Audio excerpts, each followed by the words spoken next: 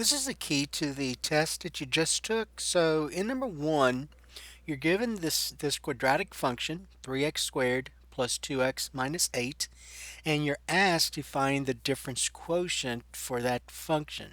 So you're given the difference quotient. So the difference quotient is f of x plus h minus f of x, and all of that that's in your numerator is being divided by h.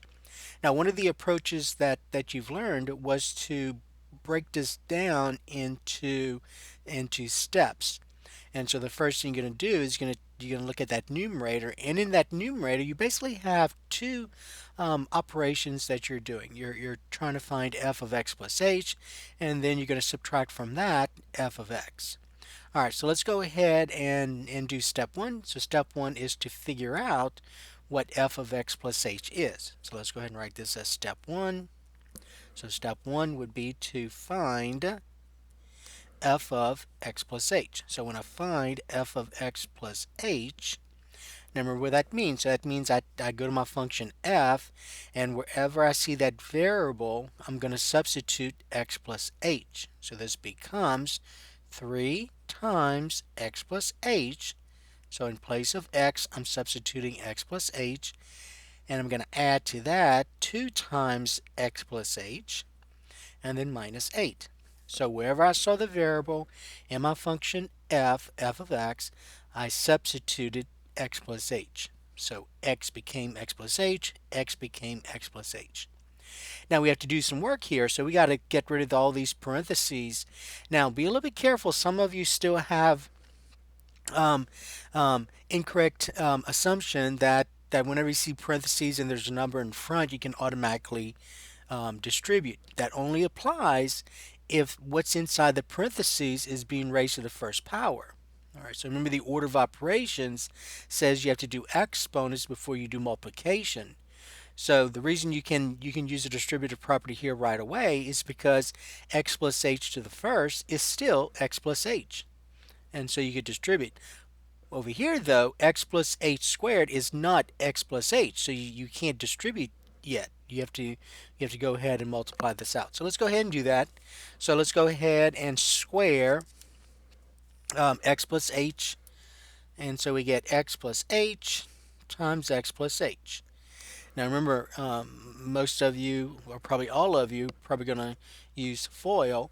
And so first, x times x is x squared. The outer x times h is xh. The inner h times x is also xh.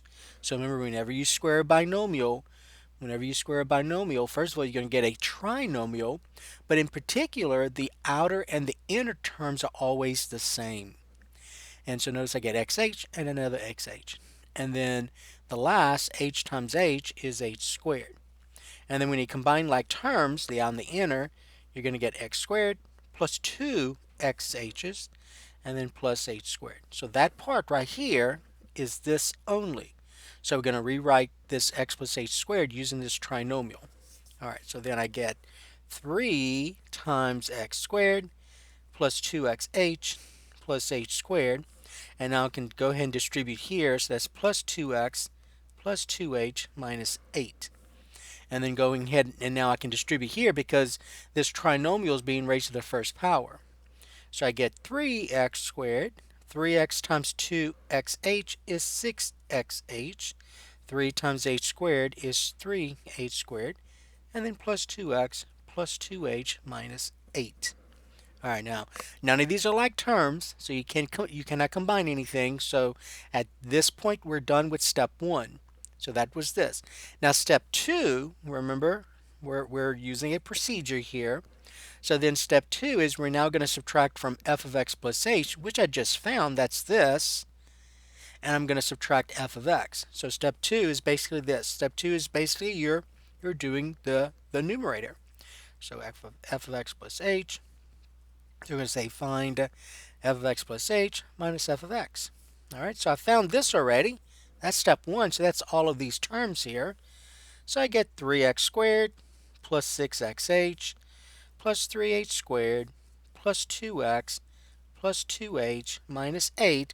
And then I'm going to subtract f of x. Now, be careful, f of x is more than one term. So you're subtracting all of these terms. So you need to put that in parentheses. So you're going to say subtract in parentheses f of x, which is this quadratic trinomial, or this quadratic function. So 3x squared plus 2x minus 8. And now let's go ahead and get rid of the parentheses here. So I'm going to add the opposite. And so I get 3x squared plus 6xh plus 3h squared plus 2x plus 2h minus 8. And then the opposite of all these, you're going to get the opposite of 3x squared is a negative 3x squared. The opposite of 2x is a negative 2x. And the opposite of a negative 8 is a positive 8. Now at this point, since we're dealing with a polynomial, at this point, every term that doesn't have a factor of h, see this has a factor of h, this has two factors of h, this does not, this has one, does not, does not, does not, does not.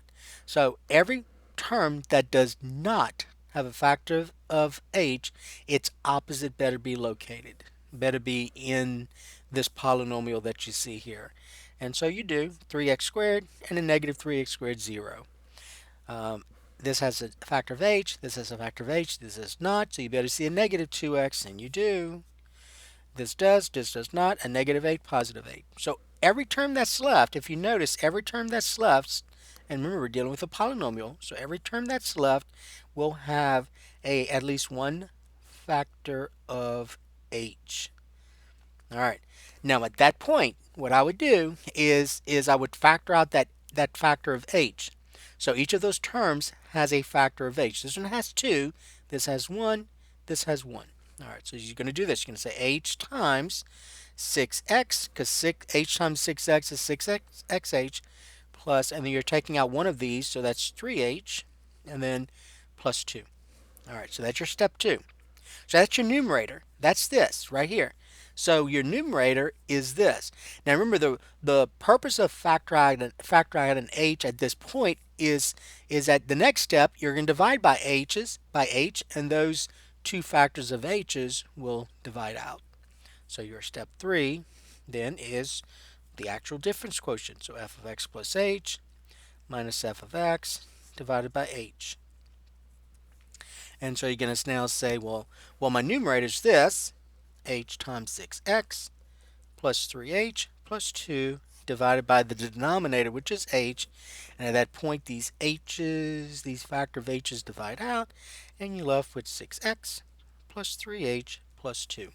And there's your difference quotient. So the difference quotient for this quadratic trinomial is this. Now, next semester, when you take either business calculus or scientific calculus, you'll understand a little bit better what it is that you found.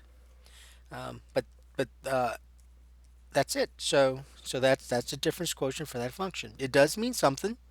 It's not just something you just created. It does mean something, and you'll understand what it means next semester. All right, so that is number 1. Okay, now let's look at number 2. Number 2, you had a piecewise function, and number 2, all you wanted to do was just to evaluate this piecewise function at different values of x.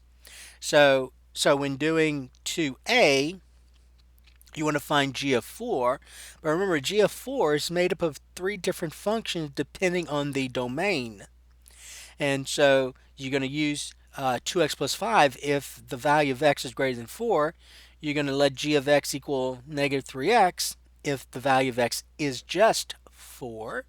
And you let g of x equals 3 minus 4x if the value of x is less than 4. So if you look over here, the value of x I want to evaluate g at is 4. Well, g of 4, this is the one you're going to use because this says x equal 4. G is 4. So for part A, I'm going to do that here. For part A, you're going to use g of x equal negative 3x since x is 4. So we get g of 4 then would be negative 3 times 4, which is a negative 12. So the answer there is a negative 12. Okay? All right. Then in part B, I want to evaluate the function g when x is 0.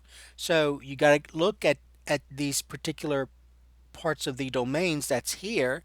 And so x equals 0 is not here because 0 is not greater than 4. 0 does not equal 4, but 0 is less than 4. So that's what you're going to use here. So you're going to use g of x is equal to 3 minus 4x, and so then g of 0 would be 3 minus 4 times 0, which is just 3. So g of 0 is 3. For this one, g of 6, so x is 6 here, so that's the one you're going to use because 6 is greater than 4. So for that one, you're going to use g of x equals 2x plus 5. So then that means that g of 6 would be 2 times 6 plus 5. So that's 12 plus 5, which is 17. So g of 6 is 17. Now remember, if you were to graph this, and there was a lesson on graphing, but if you were to graph this, with that, I remember graphing piecewise function, usually it's in little parts, the graph is in parts. But basically, you're finding that when x is 4, the y value is negative 12. When x is 0, the y value is 3. When x is 6, the y value is 17, and so on. All right, there is no f here. So let's look at the next one, d. Um, so so you want to find g of negative 1. So remember, you have to first of all determine which of these functions you're going to use, but you're told x is negative 1. So negative 1 is less than 4, so that's the one you're going to use. So you're going to use g of x, which is 3 minus 4x. So that means that g of negative 1 then would be 3 minus 4 times negative 1, right?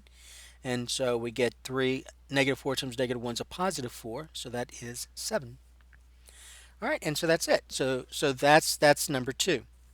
Okay, number 3, you wanted to find the average rate of change for the following function over the interval. And remember, the average rate of change is the idea of that slope. So you're basically finding the slope of the secant line when x is negative 2 to when x is positive 5. Remember, that's an interval, not a point. So basically, you're remember the average rate of change, the idea of slope. So it's the change in y values divided by the change in x values. Remember that? Change in y divided by change in x. Delta y divided by delta x.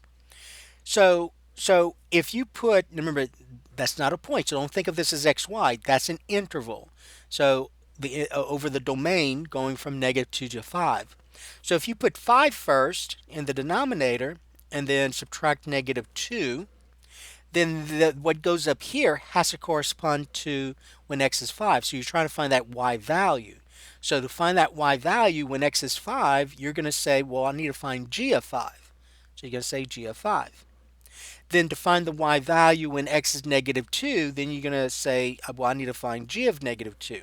And so that's your setup. So the setup would be the y value minus this y value divided by the x value, 5, minus the x value, 2. So that's where that comes in. So then we got some work, though. We got to figure out what g of 5 is. So let's go off to the side and figure out what g of 5 is. So g of 5, I go to my function g, which is this, and wherever we see the variable 5, I substitute, wherever we see the variable x, I substitute 5. So I get 5 squared minus 4 times 5. So that's 25 minus 20, which is just 5. Okay? So g of 5 is 5. Then I got to figure out g of negative 2. So g of negative 2 becomes negative 2 in parentheses squared minus 4 times negative 2. Negative 2 times itself is a positive 4. And then negative 4 times a negative 2 is a positive 8. So that becomes 12. So my numerator, I have g of 5, which is 5, subtract g of negative 2, which is 12, divided by 5, subtract negative 2, which is 5 plus 2. 5 subtract 12 is a negative 7. 5 plus 2 is 7, so you get negative 1. So the average rate of change is negative 1 for that function in that interval, negative 2 to 5. If you use a different interval, you get a different answer. Okay? All right, so that was number 3. Let's look at number 4. So number 4, this is where we started looking at the algebra of functions. And so you're given two functions. and one's linear and the other one's quadratic. And you wanted to find what f plus g evaluated at 3 is. So you had to know how to rewrite this type of notation. So this type of notation can be written as f of 3 plus g of 3. And so then what you need to do first is find f of 3, then find g of 3 and add them up. So let's go ahead and do that. So f of 3 means I go to my function f, and wherever I see that variable x, I substitute 3. So that becomes 4 times 3 plus 7. So that's 12 plus 7, and 12 plus 7 is 19. So this part here is 19. And then we're going to add that to whatever g of 3 is. So g of 3, then I go to my function g, and wherever I see the variable x, I substitute 3. That's a 3. So I get negative 2 times 3 squared plus 3 times 3 minus 1. Well, 3 squared is 9. 9 times negative 2 is a negative 18. 3 times 3, negative 18. 3 times 3 is 9, so negative 18 plus 9 minus 1. Negative 18 plus 9 is a negative 9. Negative 9 and a negative 1 is a negative 10. Okay, so I'm adding a negative 10 to 19, and when I do that, I get 9. So f plus g evaluated at 3 is 9. Notation here, same thing as before, except this is subtraction. So this just means, remember, you always go from left to right. So remember, subtraction is not commutative, so the order matters. So be careful. You see this is written first. You're going to say g of x first, then minus f of x. Now, remember we had a discussion, so I'm evaluating this function at a number. I ended up with a number, right? Here, I'm evaluating this function at the variable x, so I better get a variable expression, not a number, a variable expression. So g of x then, and you're given g of x, that's this quadratic function right here. So that's negative 2x squared plus 3x minus 1, and then I'm subtracting f of x. Well, f of x is this linear function, but remember, you got to put that in parentheses. So you're subtracting all of those terms. Now, getting rid of the parentheses, I'm going to add the opposite. So I get negative 2x squared plus 3x minus 1, and when I add the opposite of this linear expression, that's a minus 1 right here, I get a negative 4x and a negative 7. Combining like terms, and let's go ahead and put that in descending order. I got negative 2x squared. A positive 3x and a negative 4x is a negative x. A negative 1 and a negative 7 is a negative 8. So g subtract f at x is going to be negative 2x squared minus x minus 8. All right, so that was number 4. Okay, now in number 5, this time you're given two different functions, and you want to find some other operations here with those functions. So this says I got to find 2 times f of 3. So I need to find what f of 3 is first. Now don't make the mistake and say 2 times f of 3 means f of 6. That's not true. That does not mean 2 times 3. All right, so be careful. So we got to find f of 3. So f of 3, then I go to my function f, which is this one, and wherever we see the variable x, I'll substitute 3. So 3 times 3 minus 2, 9 minus 2, which is 7. So then this becomes 2 times 7. So f of 3 is 7, and 2 times 7 is 14. So 2 times f of 3 is 14. Okay, over here, the algebra of functions, remember this is multiplication. All right, that's a closed dot, so that's multiplication. So by definition, this means f of x times g of x. All right, now f of x and g of x are these two linear expressions, but we got to put that in parentheses because I'm multiplying those two together. So I have 3x minus 2, so that's f of x, but I'm multiplying that by g of x, which is 2x plus 5. And so if you notice, I'm multiplying two binomials, so I can use a FOIL method with this. And so let's go ahead and do that out. Let's go ahead and multiply that out. 3x times 2x is 6x squared.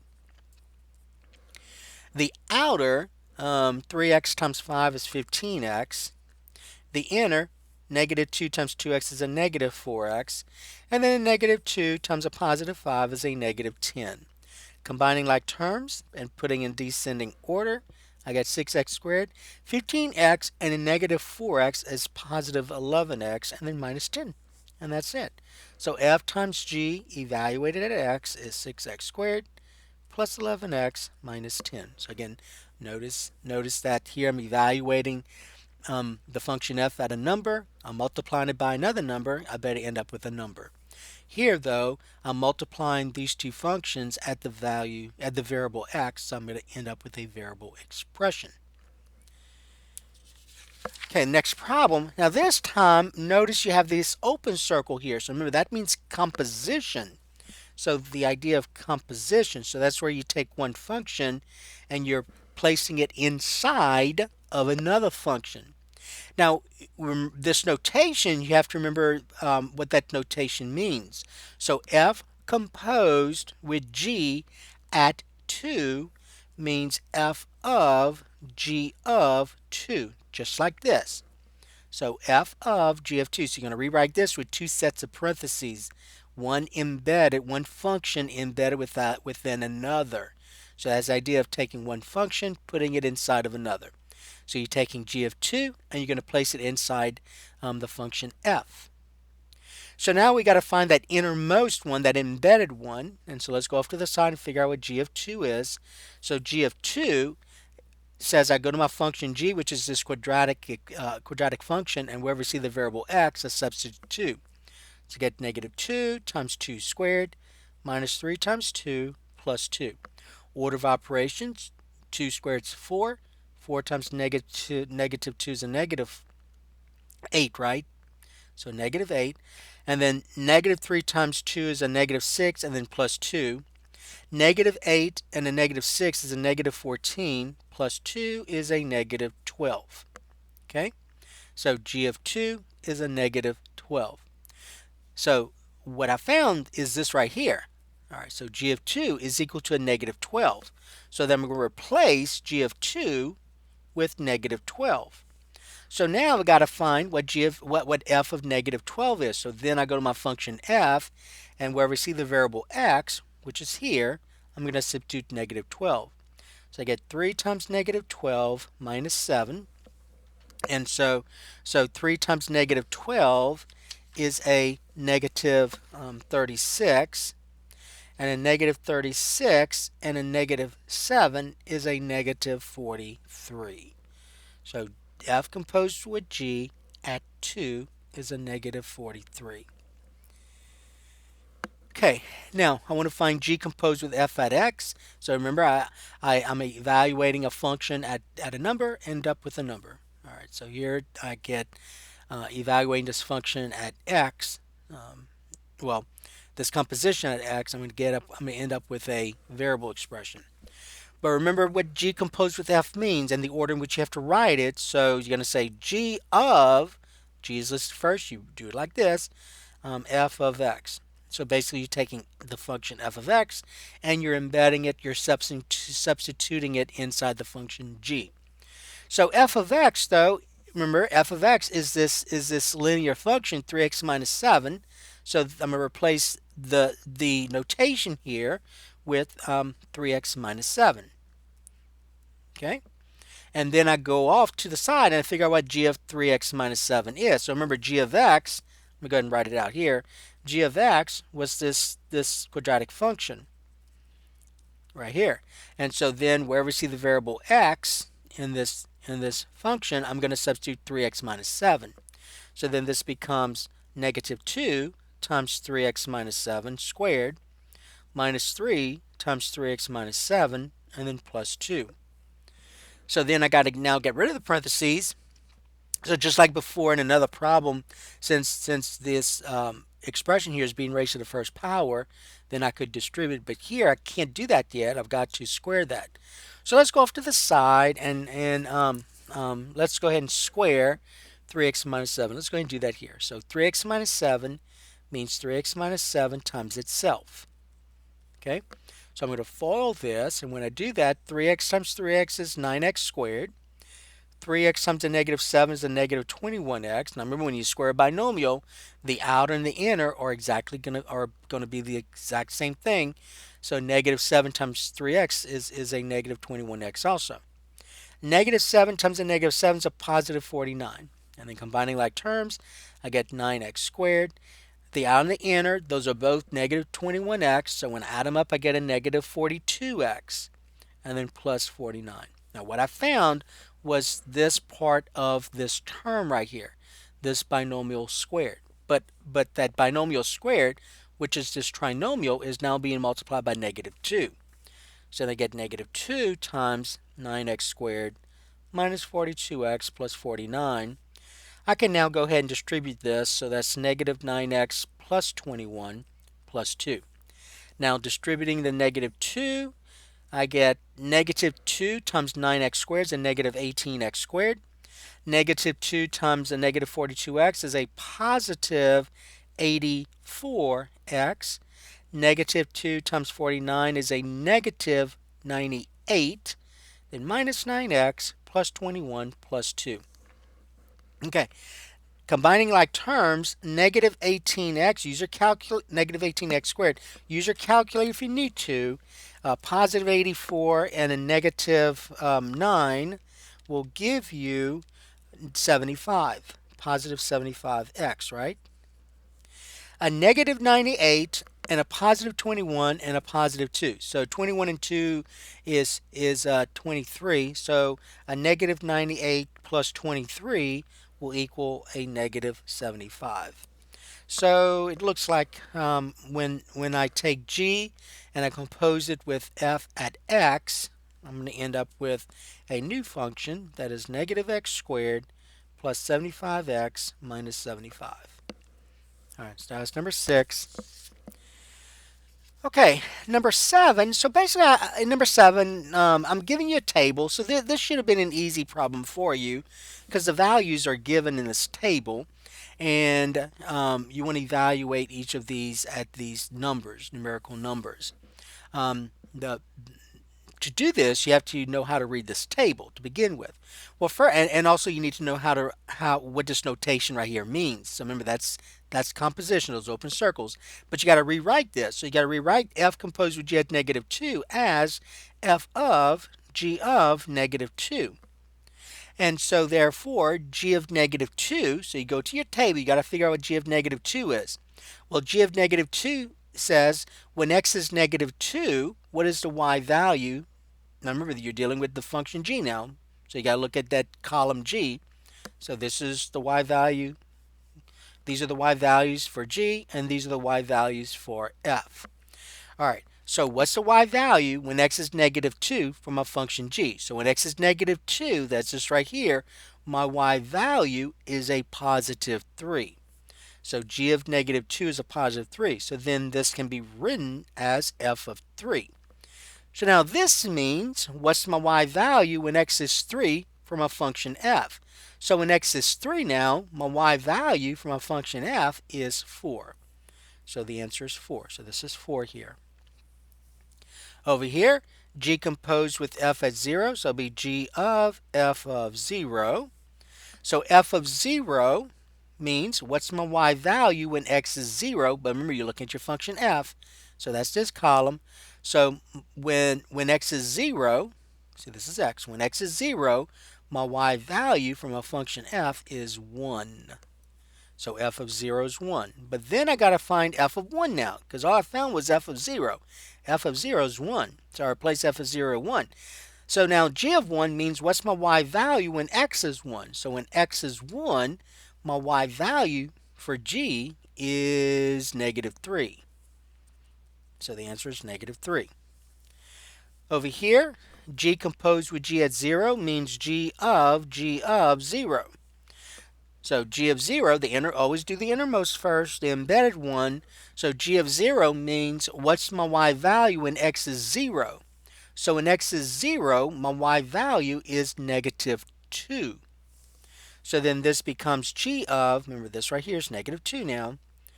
All right, so then I got to find g of negative 2. So g of negative 2 means, what's my y value when x is negative 2? Well, when x is negative 2, my y value, when we're dealing with g, is 3. So this is 3.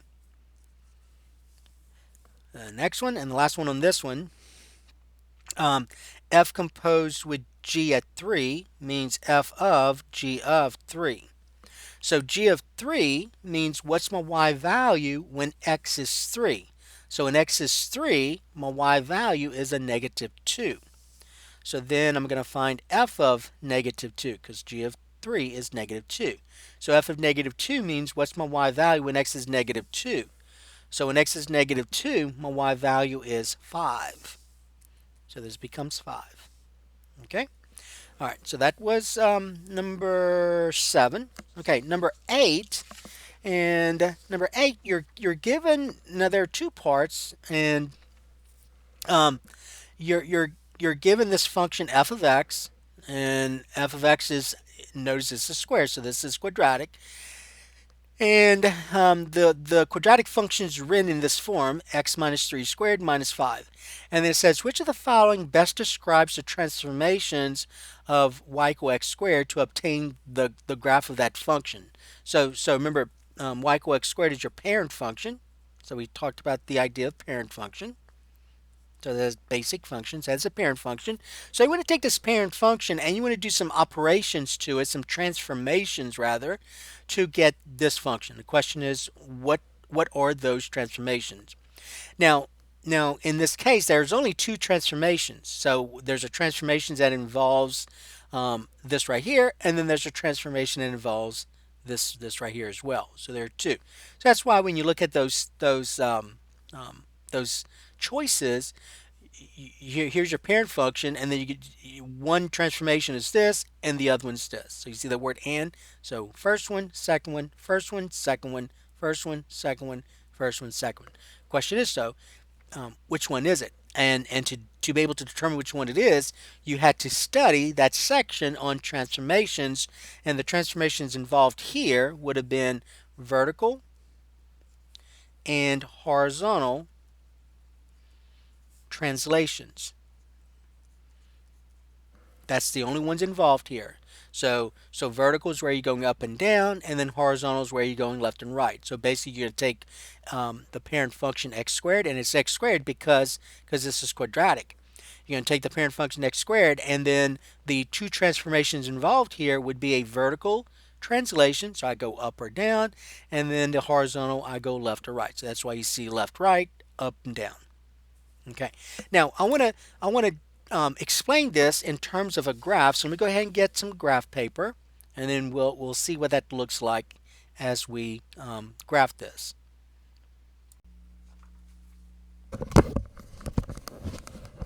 All right. So I'm going to go ahead and graph this. And so let's first of all graph the parent function. So my parent function is y equal x squared. And so to do that, and hopefully you already know what that looks like, what the parent function looks like for x squared. But if you didn't, if you do a t-table, when x is 0, 0 squared is 0. When x is 1, 1 squared is 1. When x is negative 1, negative 1 times itself is a positive 1. When x is 2, 2 squared is 4. And when x is negative 2, negative 2 times itself is a positive 4. When x is 3, 3 squared is 9. And when x is negative 3, a negative 3 times itself is also a positive 9. So if I plot those points, I get 0, 0, 1, 1, negative 1, 1, 2, 4, right here, negative 2, 4, 3, 9, right here, and then negative 3, 9. Okay, and if I draw my parabola and do the best you can with making it look like a parabola, okay? So make it look like a parabola. It's a curve. All right, don't do a straight line. Make it look like a parabola. Do the best you can. So notice see how I'm kind of drawing it like this.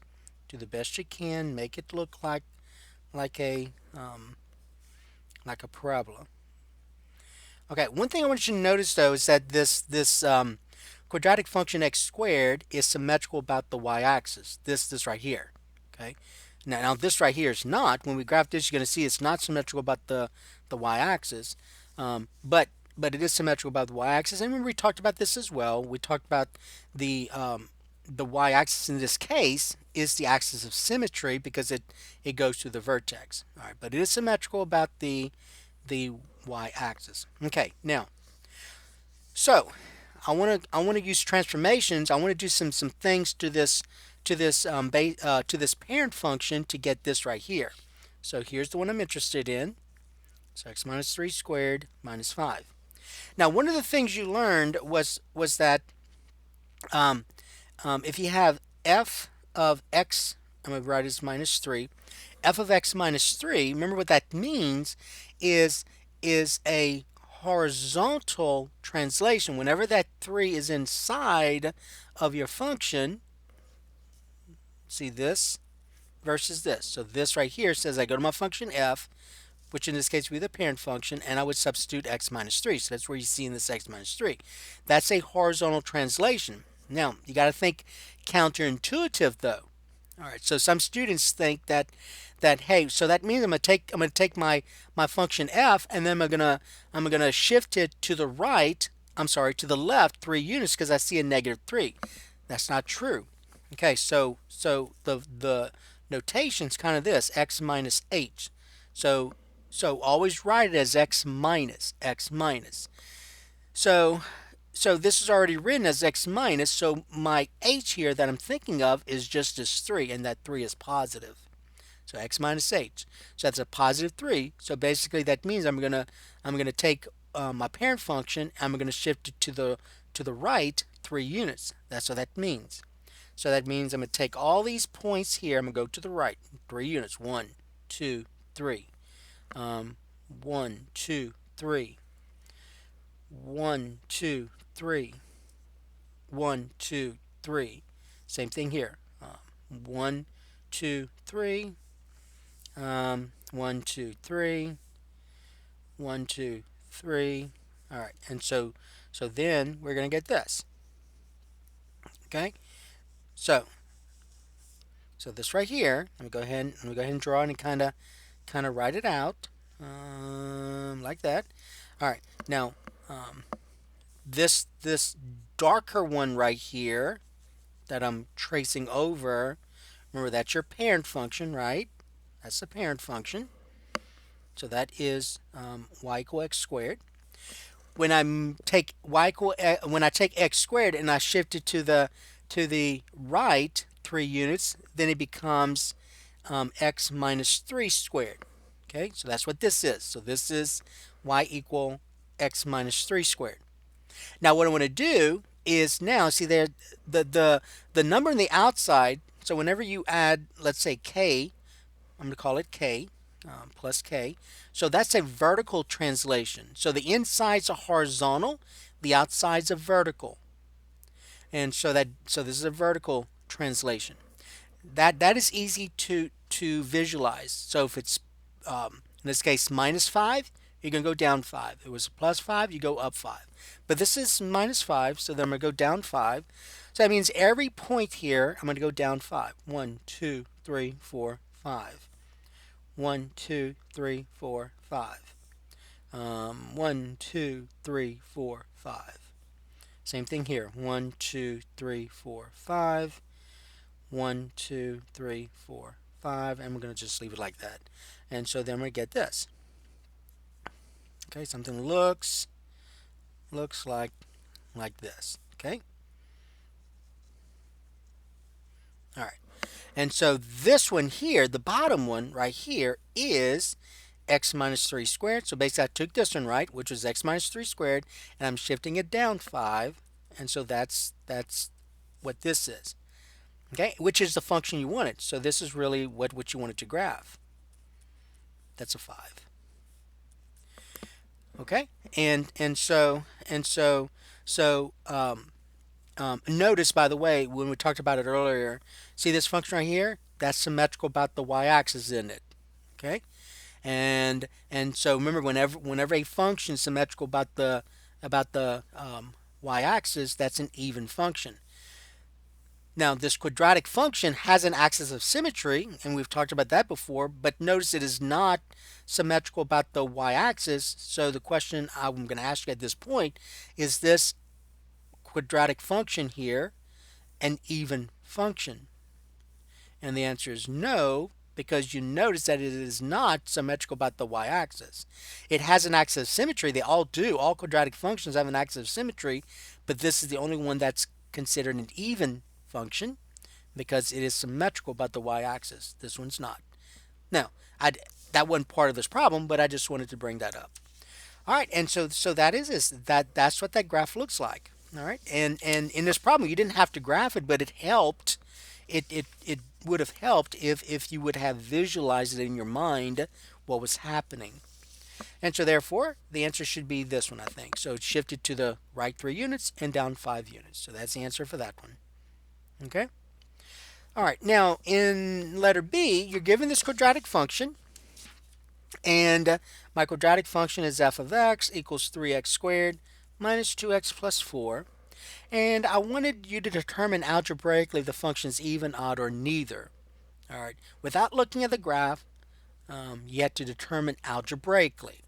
All right, so determine algebraically, I even gave you the hint. Whenever you determine if a function is even, odd, or neither even nor odd, then you have to find f of negative x. So I gave you that hint. So the first thing I asked you to do is find f of negative x. So f of negative x then means I go to my function f, and where we see the variable x, I substitute negative x. So that's 3 times negative x squared minus 2 times negative x plus 4. Well, negative x times itself is x squared, so that becomes 3x squared. And then negative 2 times negative x is a positive 2x, and then plus 4. So that is f of negative x. Okay, now, at that point, you're going to compare f of x with f of negative x. And so if a function is even, then that means f of negative x and f of x. Let me go ahead and take this part out right here. So if a function is even, then f of x and f of negative x are identical, right? So you'll notice my first terms are identical, my last terms are identical, my last terms are positive 4, but my middle term, the x term, those are not identical. So then that's not an even function. So you would say something like I did say explain. So you'd say it's not even since f of x does not equal f of negative x. All right, now let's talk about odd then. Odd functions, and I'm going to go ahead and take this middle part out so you can see what I'm looking at. So let's compare these and see if they're odd functions. If a function, if this function is odd, then that means when you find f of negative x, which is what this is, then the terms are opposites. Notice the only terms that are opposites is that x term. The others are not. All of these terms here, when you find f of negative x and you compare with f of x, those have to be opposites, and they're not. So you're going to say it's not odd since f of x does not equal the opposite of f of negative x. Okay, or you could have said since f of negative x does not equal the opposite of f of x. Does not matter which one you use here. Okay, and so therefore, since it's not odd, not even, then it's neither. So therefore, it's neither. So therefore, and when I say it, I mean my function f. So therefore, f of x, which equals 3x squared minus 2x plus 4, is neither even nor odd. So if you were to graph it, if you were to graph this quadratic function, it would not be symmetrical about the y-axis, nor symmetrical about the origin. Okay. All right. So that was part B. So that's how you had to indicate part B. All right. So number 9, you're given this function here, and you're asked to indicate the domain. So when indicating the domain, remember the domain is a set of x coordinates. So so notice you have arrows on both ends, don't you? And so remember this keeps going down. So So you're asked when finding the domain, you're asked if I were to look at all these points on the graph, what are my x values? What are my x values taking on, right? And so notice when I go from left to right, right here, think of the x-axis, your domain. I'm going from negative infinity all the way, and see I'm taking up all those x values right here, all those x values, and it keeps on going all the way to infinity. So the answer is negative infinity all the way to positive infinity. All right, now the range is what confused some of you. So remember, this is an arrow. Even though that arrow kind of ends here, some of you thought it would start here. It doesn't. Remember, that arrow keeps going down, right? So this time you're looking at the y values. The range is a set of y values. So when I look at all these y values, which keeps on going down, I'm going from negative infinity all the way, and then the graph starts here. The graph stops here. The arrow keeps pointing to the right, so that means that's horizontal right here. This is horizontal, so this is where it stops. So it stops at the y value 6. And so therefore you're going to say negative infinity to 6 with a bracket. Okay? Then you want to indicate where the function is constant, where the function is decreasing, and you want to find f of 100. Let's go ahead and find f of 100 first. So let's do e. So f of 100 means this. What's the y value when x is 100? So find y when x equals 100. And so that confused some of you because you basically looked at this and said, well, that's 10. I don't see 100. Well, you had enough information to do that. Remember, this is a horizontal ray right here. So that means it keeps on going. And notice that all these y values, all of these y values on each of those points is 6. So this point, my y value is 6. This point, my y value is 6, and so on. So then if you keep on going down, right? And let's say this right here is 100. So when x is 100, my y value has to be 6. So that's what that is. So f of 100 is 6. All right, constant. Let's do the constant. So as I go from left to right, now remember you're trying to find the intervals where the function is constant and the function is decreasing. All right, so that means you're looking at your y values. So when I go from left to right, my y values here are increasing, and then all of a sudden they're decreasing. Then all of a sudden my y values are constant. So all these are negative 4s right here. My y values are negative 4. My x values are different, but my y values are the same. And over here, my y values are increasing, and then my y values are constant. So there are two places where my y values are constant. And remember what might have helped is for you to use maybe a different color as you went through this. So I'm increasing, and remember this is an arrow. So from here, from negative infinity to this right here, my y values are increasing. So put the word increasing here. And then from here all the way to this x equal negative 2, those y values are decreasing, aren't they?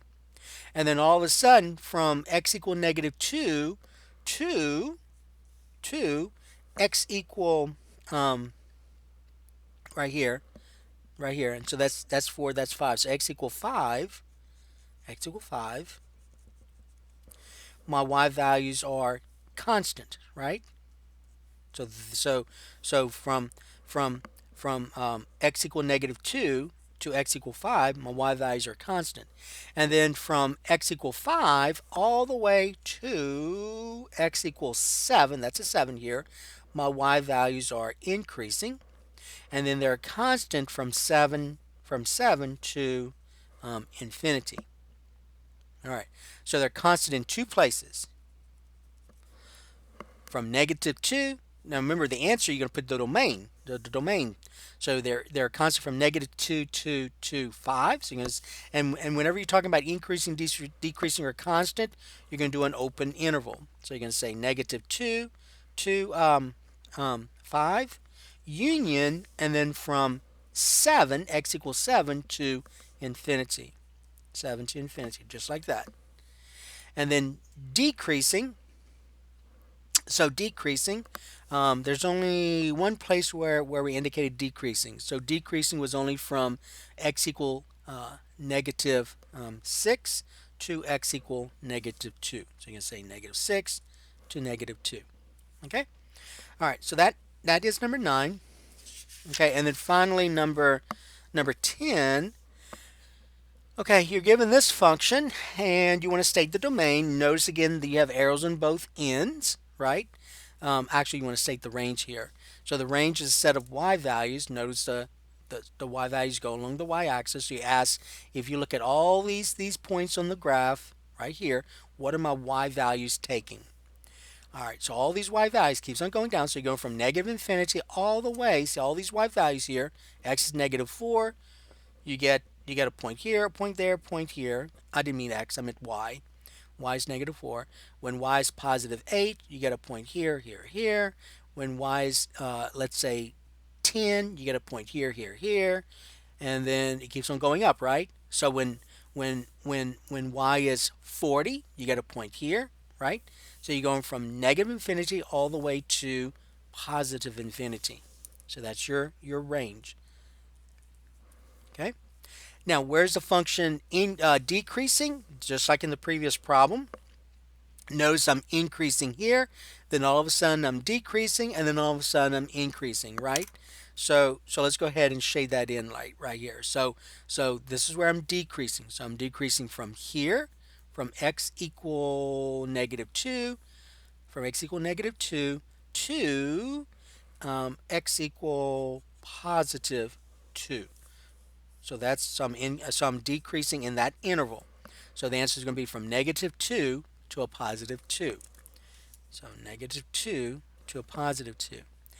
Now, for C and D, I'm asking what is the local maximum value? So basically, when I ask what's the local maximum value, I'm asking what is that y value? So you're looking at that y value. So just make sure you give me the y value in both of those cases.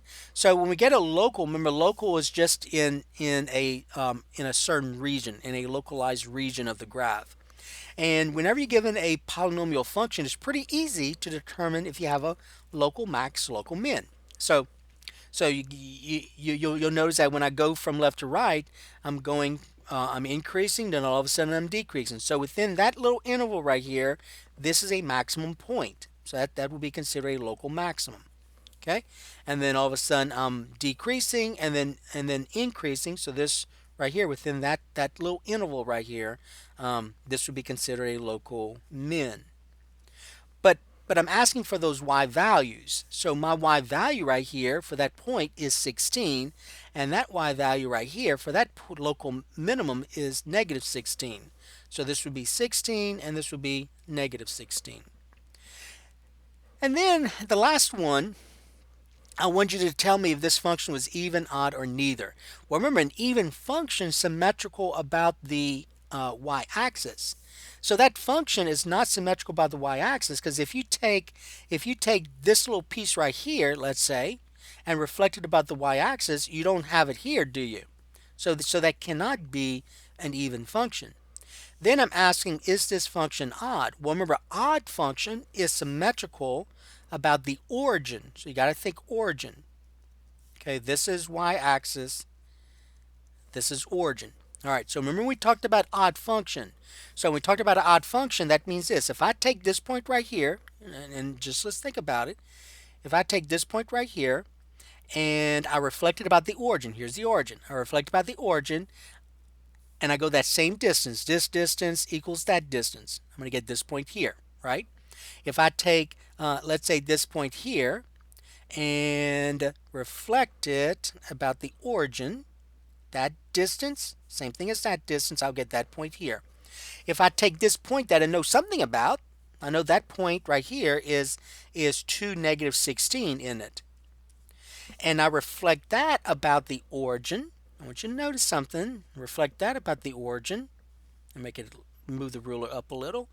And I take that distance and I go the same distance, I'll get that point, which is negative 2, positive 16. So I want you to notice something. We talked about We talked about this either in class or in the video lesson, that if you looked at all those points, if this was an odd function and you looked at all the points, when I take this point here, 2, -16, reflected by the origin, I'm going to get a point in the graph in which the x coordinates are opposites and the y coordinates are opposites. So notice 2, -2, -16, +16. And if I take this point, whatever that point is, and we would have to estimate, but let's say that's 12 right here for y, and let's say that's 3.9, okay? And I reflected about the origin 3.9, 3.912. And I reflected about the origin, I'm going to get this point here, which is a -3.9, -12. So the x coordinates are opposites, the y coordinates are opposites.